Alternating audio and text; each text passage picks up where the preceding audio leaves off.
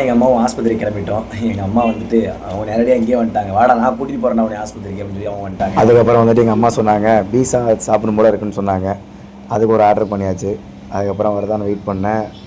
அவரை பீஸாவுக்காக வெயிட் பண்ணிவிட்டு பீஸாவை அப்படியே நம்ம கையில் வாங்கியாச்சு. கையில் வாங்கிட்டு அப்படியே இப்போ தான் பார்க்குறோம் நம்ம பீஸாவே.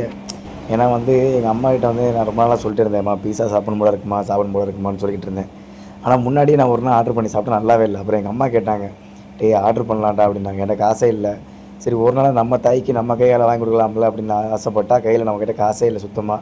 ஹாஸ்பிட்டலுக்கு போகவே காசு இல்லைன்னா அம்மா வந்து இன்றைக்கி வந்து என்னை கூப்பிட்டு போக வந்தாங்க. அவட அம்மா வந்து 365 ரூபா கொடுத்தாங்க. எப்படி சொல்லு பீஸா எப்படி இருக்கு? வாழ்க்கையிலே முத பீஸா சாப்பிட்ற எப்படி திங்க் பண்ணுற பீஸா வச்சு? வாழ்க்கையிலே முத பீஸா சாப்பிட்ணுன்னு ஆசைப்பட்டுச்சு. தின்னுட்டு சொல்லுது என்னடா இது அப்படிங்குது. நல்லாவே இல்லை.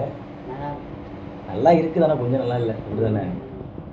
நீங்கள் யாராவது லைஃப்லேயே பீஸா சாப்பிட்டுட்டு டேஸ்ட் எப்படி இருக்குன்னு யோசிச்சிருக்கீங்க? கமெண்டில் சொல்லுங்கள் மறக்காமல்.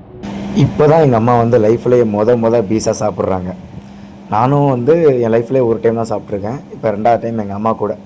எனக்கு என்ன வருத்தம்னா என் காசில் எங்கள் அம்மாவுக்கு வாங்கி கொடுக்க முடியலன்னு தான் வருத்தம்.